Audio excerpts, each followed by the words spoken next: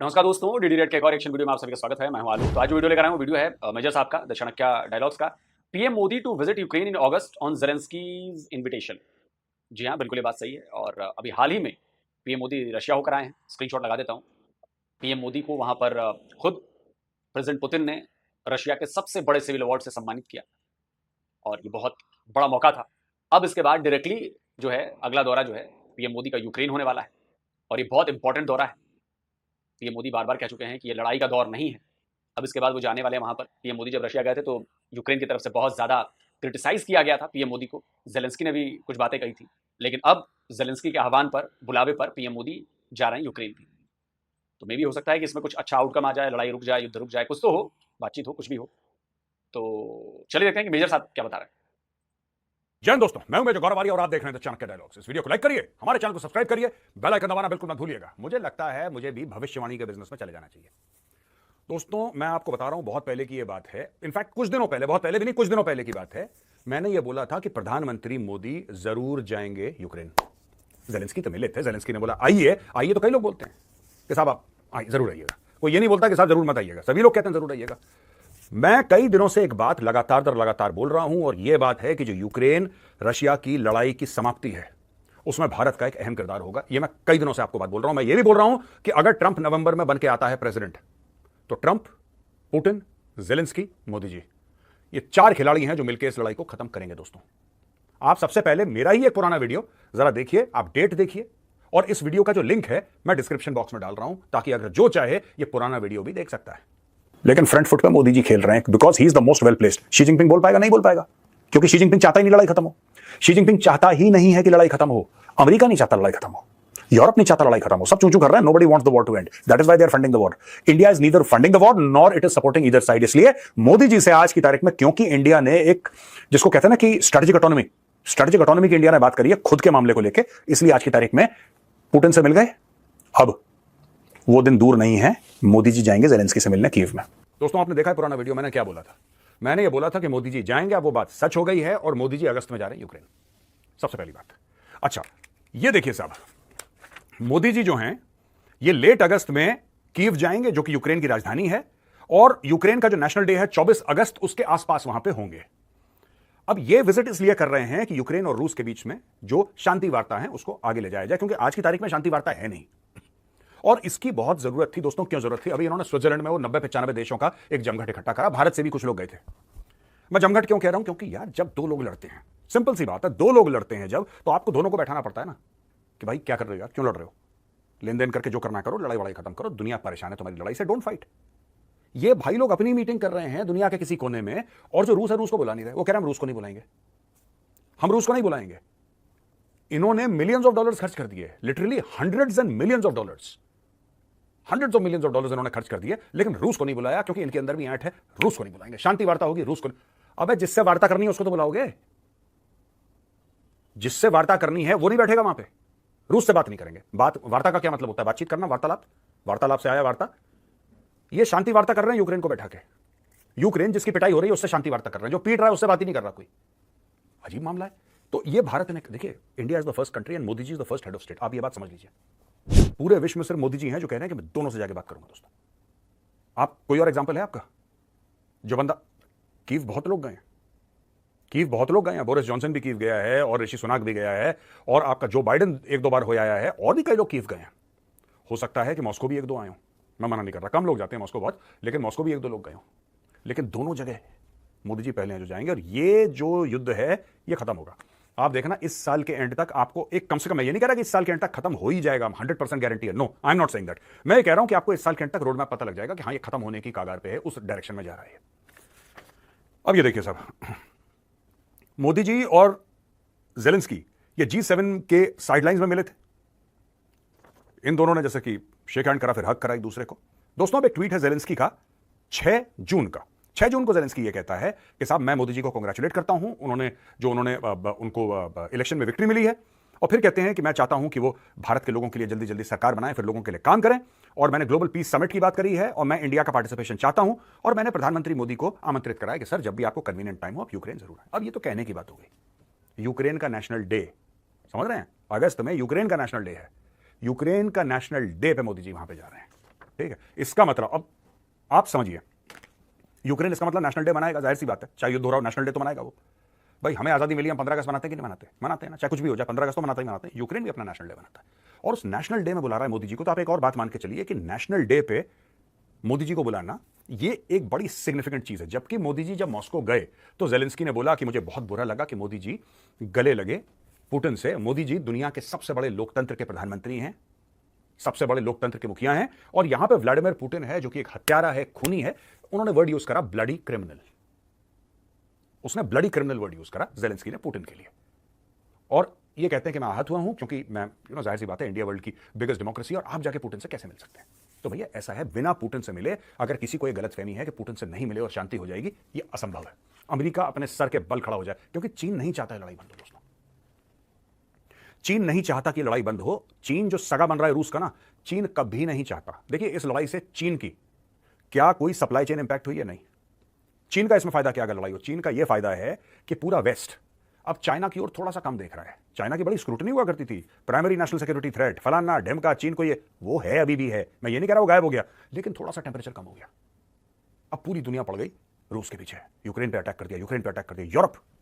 Europe जो कि NATO का एक बहुत अहम हिस्सा है भाई, it is a very very important part of NATO. Europe कहता है कि यार हमारे बगल में खड़ा है पुतिन, देखो।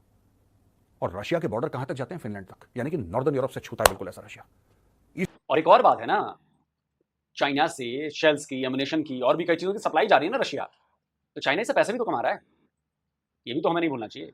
चाइना डायरेक्टली भले कुछ नहीं कर रहा है, इनडायरेक्टली तो बहुत सारी चीज़ें भेज रहा है और वहाँ से बदले में क्रूड ऑयल ले रहा है। तो चाइना बहुत चालाक है इस मामले में, और चाइना जानता है कि देखिए चाइना और रशिया के भी तो बॉर्डर विवाद हैं। चाइना और रशिया की तनातनी हो चुके हैं बॉर्डर विवाद के चलते। चाइना वहाँ भी उसने रशिया को फंसा रखा है। तो अगर यूक्रेन से खाली हो गया रशिया और धीरे धीरे वो उस वाले मामले पे जाएगा, तो इससे चाइना को कष्ट होगा। भाई वो भी तो किसी ना किसी दिन वो प्रॉब्लम तो डील करनी पड़ेगी ना, रशिया को भी और चाइना को भी, और प्रॉब्लम है। तो भी बहुत सारी चीजें चल रही है, बहुत सारी। ईस्टर्न यूरोप से छूता है बिल्कुल ऐसा। रूस को अगर आप कभी दुनिया के नक्शे में देखेंगे, ऐसा जहाज जैसा लगता है, वो देश लगता नहीं, ऐसा लगता है पूरा जहाज का जहाज है, हवा में टंगा हुआ, इतना बड़ा है वो। दसियों वहां पे टाइम जोन है यार, एक के बाद एक के बाद एक के बाद एक, इतना बड़ा देश है। और जब रूस कहीं पे पहुंचेगा तो लगता है भाई अब ये रूस के टैंक अंदर आ गए, क्रीमिया में आ गए, घुस गए क्रीमिया में, यूक्रेन में घुस गए। अब क्या होगा? अगली बार शायद फिनलैंड के अंदर घुस जाए। अगर पुतिन का दिमाग सरक गया तो उसने बोला कि नहीं यार चलो शाम की चाय पीते हैं, फिनलैंड में पीते हैं शाम की चाय, मेरा मानना है। क्या होगा? Russian tanks will simply roll, ये कर क्या लेंगे? ये फिर उन्होंने वही चूचू करना। इसीलिए ये लोग थोड़े से भयभीत हैं। इन्होंने अपना थ्रेट परसेप्शन हल्का सा मोड़ा है और चाइना से हल्का सा अलग हुआ। और चाइना ये भी चाहता है कि वेस्ट को ना, वेस्ट रूस के साथ लगा रहे और ये रूस को सप्लाई करते रहे हथियार, थोड़े बहुत चाइना वाले थोड़ा बहुत पैसे वैसे का जुगाड़ करते रहे, तो रूस भी लड़ता रहेगा लड़ता रहेगा लड़ता रहेगा। चाइना नहीं चाहता लड़ाई खत्म हो, तो अमेरिका भी लग जाएगा वहां पे, यूरोप भी लग जाएगा। और ये जाहिर सी बात है, जब आप पैसे देते हैं लड़ाई के लिए तो आप थोड़े बहुत तो अंदर से कमजोर होते ही होते हैं यार। कितने 100 अरब डॉलर दे दिया है। अब चाइना पसंद नहीं करता ट्रंप को और चाइना पसंद नहीं करता मोदी जी को। एक तो मोदी जी ने लाइन ऑफ एक्चुअल कंट्रोल पे आईबॉल टू आईबॉल डिप्लॉयमेंट करवा दिया, वहां पे मिरर डिप्लॉयमेंट करवा दी, ठीक है जी उतने। अब इनको ये चीज पसंद नहीं आ रही, क्योंकि इनको ऐसा लगा था कि ये लोग गलवान में आएंगे और इंडियन आर्मी बोलेगी हाय राम, चाइनीज आर्मी, ओए होए 12-15 फुट लंबे ये बंदे, ये तो हमें खा जाएंगे, चलो चलो चलो। अब ऐसा हुआ नहीं, वहां पे इंडियन आर्मी ने लगा दिया चीनी फौज का टीका। अब टीका लग गया चीनी फौज का, उनको लगा झटका, क्योंकि किसी ने उनको ऐसे ट्रीट करा नहीं था, राइट। अब दोस्तों हुआ ये कि अब उनको झटका लग गया। उन्होंने बोला कि ये जो प्रधानमंत्री है इसकी लीडरशिप देखिए। फौज तो पहले भी बहादुर थी, ऐसी बात नहीं कि मोदी जी के प्रधानमंत्री बनने के बाद भारतीय सेना, इस भारतीय सेना ने तो अच्छे अच्छों की गर्दनें उतारी हैं, अच्छे अच्छों की गर्दनें उतारी हैं। सेना तो वही है, सेना पहले भी अच्छी थी, आज भी अच्छी है। सेना कोई स्पेशल, वही सेना है, राइट। लेकिन क्या है कि नेशनल लीडरशिप से बहुत बड़ा फर्क पड़ जाता है। आप एक डायरेक्शन दे देते हैं कि यार ऐसा होगा, डोंट वरी। मैं आपको छोटा सा उदाहरण देता हूं। ये चाइना के जो सकपकाहट है ना, चाइना की, आपको याद है सर्जिकल स्ट्राइक हुई थी, याद होगा आपको। सर्जिकल स्ट्राइक हुई थी और बिल्कुल इंडिया ने, जिसको कहते हैं, पाकिस्तान के अंदर घुस के मारा था। सर्जिकल स्ट्राइक जो है दोस्तों, ऐसा नहीं है कि पहली बार हुई थी। इसके पहले भी इंडियन आर्मी पाकिस्तान के अंदर घुस के कई बार ठोक चुकी है, पहली बार नहीं था सर्जिकल स्ट्राइक। लेकिन पहली बार ऐसा हुआ कि देश के प्रधानमंत्री ने यह बोला कि यार तुम अंदर जाओ, इनको मारो, चिंता मत करो, मैं तुम्हारे साथ खड़ा हूं, चाहे कुछ हो जाए, राइट। कुछ हो जाए मैं तुम्हारे साथ खड़ा हूं। तुम जीत गए तो जीत का सेहरा तुम्हारे सर, अगर कुछ गड़बड़ होती है तो जिम्मेदारी मेरी। बेसिकली ये फंडा था, बेसिकली ये फंडा था। दोस्तों ये जो स्टोरी है ना पूरी, यही चीज चाइना के अगर परिप्रेक्ष्य में, चाइना के कॉन्टेक्स्ट में आप देखें, चाइना को यही चीज पसंद नहीं है कि कोई बंदा बोल रहा है इंडियन आर्मी को ठोक दो उनको। आर्मी तो पहले भी ठोक देती, मोदी जी ना भी प्रधानमंत्री, कोई और प्रधानमंत्री हो तो वो भी बोलता इंडियन आर्मी तब ठोक देती। लेकिन सिर्फ ये बोलना कि जाओ तुम ठोक दो, कोई बात नहीं, that is a very big deal in itself, right? क्योंकि कोई भी नेता इतनी बड़ी जिम्मेदारी लेना नहीं चाहता। अब हुआ ये है, यहां पे ट्रंप जो है लगातार लगातार बोल रहा है, उसने कोरोना वायरस को भी बोला ये चाइनीज वायरस है, ठीक है? वो कहता है this is the Chinese virus. China को बहुत बुरा लगा, ये कहता चाइना ने करवाया। ट्रंप जो है वो एंटी चाइना है, और आप मान के चलिए मोदी जी भी एंटी चाइना है, मोदी जी भी एंटी चाइना। अब ये दोनों एंटी चाइना वाले, इनका सिर्फ एक काम है, ट्रंप का और मोदी जी का, कि किसी तरीके से रूस को चाइना की चंगल से दूर करो। अगर अभी ट्रंप होता, ये लड़ाई होनी नहीं थी, मैं आपको बता रहा हूं, ये लड़ाई होनी नहीं थी। ये लड़ाई, आपको क्या लग रहा है, ये लड़ाई सिर्फ इसलिए हुई है क्योंकि पुतिन यूक्रेन के अंदर घुस गया? ये बड़ा एक सिंपलिस्टिक एनालिसिस होगा अगर आप ऐसा सोचते हैं कि ये लड़ाई तब शुरू हुई साहब, वो 24 फरवरी के दिन साहब 2022 था, 24 फरवरी के दिन वो घुस गया अंदर साहब पुतिन, और तब से जंग शुरू हो गई। नहीं भाई साहब, ऐसा होता है कि आप पहले खाना वाना जब बनाते हैं ना, तो पहले आपको मसाले वसाले तैयार करने पड़ते हैं, तब जाके आप गैस पे कढ़ाई चढ़ाते हैं। गैस पे कढ़ाई अमेरिका और यूरोप चढ़ा चुके थे, मसाले वसाले अलग से कर चुके थे ये लोग तैयार। इन्होंने ऐसा एक सिस्टम बनाया कि वो लड़ाई होनी थी। हाँ, पुतिन बहुत अग्रेसिव है, हाँ पुतिन ने गलत करा, हाँ पुतिन को यूक्रेन के अंदर नहीं घुसना चाहिए था, इसमें कोई डाउट नहीं है, मैं भी कहता हूं कि गलत था। लेकिन इन लोगों ने पूरा तामझाम बनाया पुतिन को कि पुतिन घुसी जाए अंदर, और आज की तारीख में घुस गया। ये लोग चाहते हैं कि वहीं पे रहे। अमेरिका नहीं चाहता, जो बाइडेन की बात कर रहा हूं मैं, पूरे अमेरिका एज अ होल नहीं, जो बाइडेन नहीं चाहता है लड़ाई खत्म हो। अब जान लीजिए, जो बाइडेन नहीं चाहता ये लड़ाई खत्म हो, जो बाइडेन नहीं चाहता कि यूक्रेन और रशिया की फोर्सेस डिसएंगेज करें, वो चाहता ही नहीं। आज की तारीख में मोदी जी, अब देखना, ये अगस्त को जाएंगे, ये जैसे अगस्त में जाएंगे वहां पे, मैं ना एक प्रेडिक्शन कर रहा हूं, सही आ गया इस मामले में। अब दूसरा प्रेडिक्शन मैं आज कर रहा हूं। मैं ये प्रेडिक्शन कर रहा हूं कि अगस्त में जब मोदी जी जाएंगे कीव और वहां पे जेलेंस्की को मिलेंगे, जेलेंस्की को मिलने के एक हफ्ते के अंदर मोदी जी और ट्रंप की फोन पे बात होगी। अगर कहीं मिल लें तो वो अलग चीज है, वो अलग चीज है। मैं ये नहीं कह रहा कि मिलेंगे, मैं ये कह रहा हूं कि उनके बीच में बातचीत होगी। अब चाहे मिलके हो चाहे फोन पे हो, I don't know. Modi ji और डोनाल्ड ट्रंप के बीच में बातचीत होगी यूक्रेन और रशिया के लड़ाई के बारे में, और ये होगी अगस्त की लास्ट वीक में। मैं आज आपको बता रहा हूं ये होगा, क्योंकि लड़ाई वैसे ही खत्म होगी। ये बेवकूफ हैं, ये 10 बार ऐसे अपने peace summit, global peace summit, फलाना ढिमका पीस समिट करना, कख नहीं होने वाला।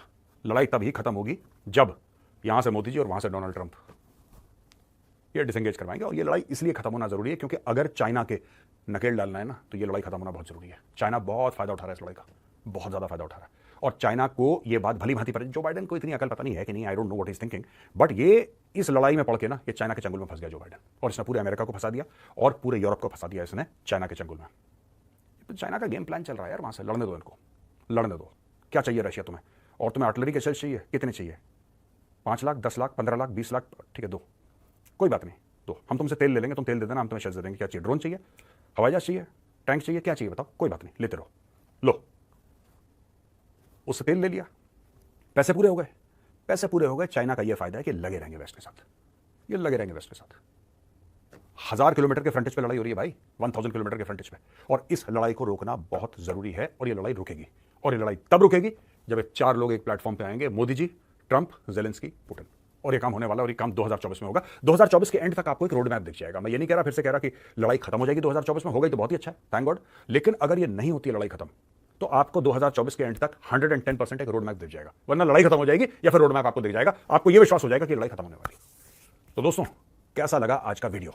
मजा आया तो लाइक का बटन जरूर दबाइए। जय हिंद, वंदे मातरम, भारत माता की जय। चलिए दोस्तों, लाइक का बटन जरूर दबाएं और मेजर साहब के चैनल को सब्सक्राइब करें। मेजर साहब की सारी बातें सही हैं, अग्री करता हूं। एक और पॉइंट है जो बताना बहुत जरूरी है। इस लड़ाई का जल्दी खत्म होना इसलिए जरूरी है क्योंकि हमारी सेनाओं के लिए ये जरूरी है। अब आप कहेंगे कि सेनाओं के लिए जरूरी क्यों?